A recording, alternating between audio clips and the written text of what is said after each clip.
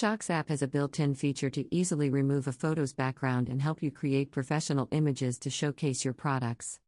In the project editing screen, tap on the Add icon, go to the Media tab, and make sure you choose the first style in the list.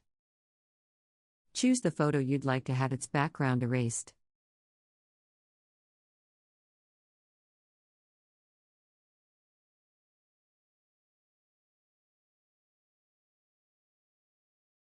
Later on, go to the Cutout tab in the Items Settings menu.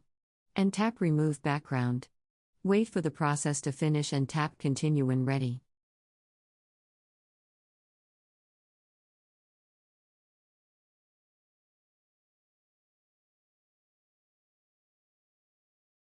From here on, feel free to enrich your design by adding graphics and text items to showcase your product.